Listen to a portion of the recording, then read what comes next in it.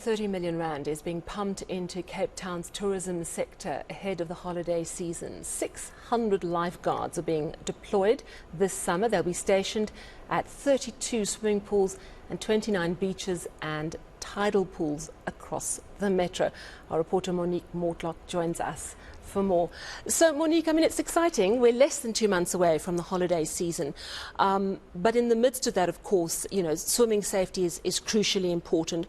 But we can't help but remember what happened on Camps Bay Beach just a couple of weeks ago, where it seems a gang-related incident spilled onto the beach. 2 people shot and killed. Real concerns in the metro, despite high visibility policing, that we have to keep our tourists, in particular, safe.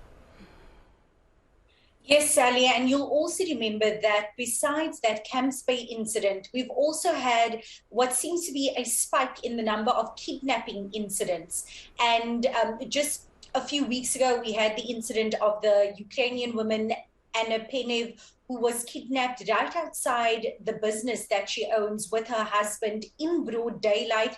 She was released after a ransom was apparently paid. And the city of Cape Town has for the longest time been calling for a joint task team led by the SAPS, but that includes the city of Cape Town, Western Cape government's law enforcement officers, because the city of Cape Town says that issue of organized crime also needs to be taken seriously and needs to be addressed by all of these various law enforcement entities.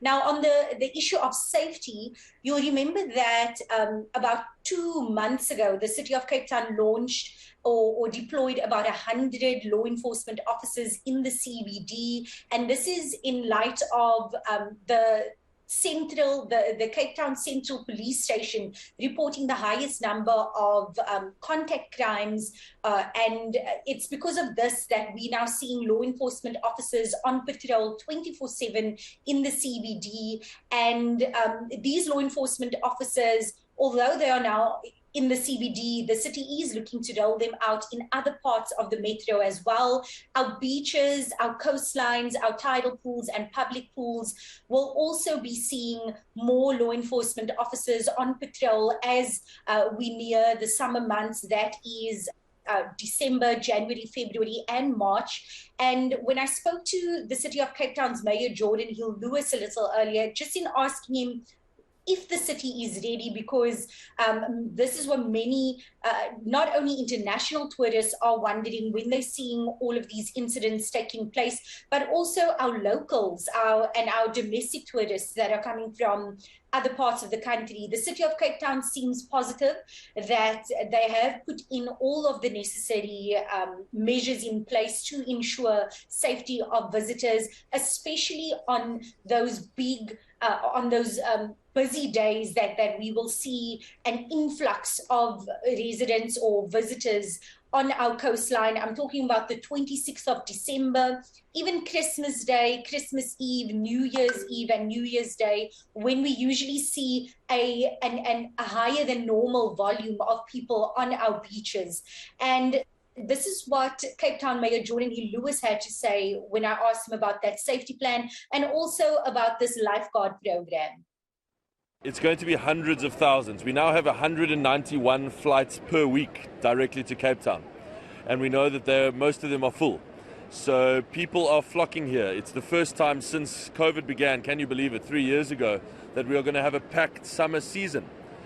So that's great for Cape Town, but we want people to be safe on our beaches. We don't want anyone to get into trouble in the water. We don't want loss of life on our beaches or in our swimming pools.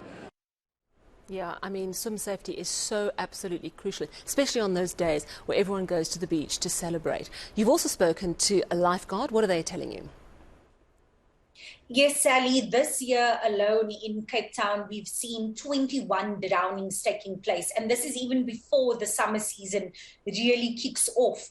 And the lifeguards who I spoke to, they said that usually they find that what makes their jobs especially difficult are those beachgoers, those people who are in the water not listening or not adhering to the instructions of lifeguards. Those are your people who come to the beaches intoxicated and pose a risk to other users of these facilities. And the lifeguards have asked people to please don't come to the beaches intoxicated, don't bring alcohol to the beaches, because not only is it illegal, but it could place you at risk of getting a fine and of putting other people's lives at risk, especially when people are breaking bottles on the beach. And you find that usually during this crazy festive season, children then step into these broken bottles and get hurt. Let's just take a listen to one lifeguard who is a senior lifeguard, posted on Big Bay near Bloemfontein Strand, as he was discussing some safety tips for residents, because he says in his more than 24 years experience, he has had to rescue about 1,000 people. And he says that they are expecting higher than normal volumes this coming festive season because more people want to be out and about. You'll remember that during hard lockdown, our beaches were closed and people were feeling quite stifled in their homes, and now you'll find more people flocking to the beach just to get out and to shake off that cabin fever. Let's just take a listen to Wayne Fasagi. I will always advise anybody that comes down to the beaches to look at where the red and yellow flags are. There is signages on the beach where indicates where the swimming areas are. Always look for the lifeguard, where the lifeguards are. Ask the lifeguard where they are allowed to swim. We have a lot of rip currents, especially here in Cape Town, and you should always make yourself aware of where the rip current is and never go swim that side. And don't, if you have a night before fun, don't come to the beach thinking that the water will sober you up. That's all a myth. That's not true, it's a myth. Well, it looks like it's going to be a beautiful festive season. Let's hope that Cape Town does manage to keep everyone safe on the beaches, but also from a crime safety viewpoint. It certainly seems like they've got a solid plan. Thank you very much. That was eNCA reporter Monique Mortlock.